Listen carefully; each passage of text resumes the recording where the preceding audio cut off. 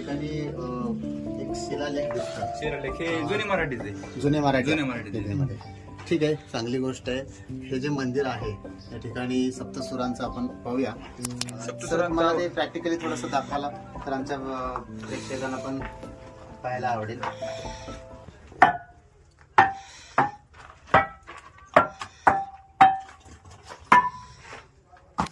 मित्रांनो तुम्ही पाहू शकता या ठिकाणचं जे मंदिरातले दगड आहेत त्या दगडावर आपण जर दगडाने जर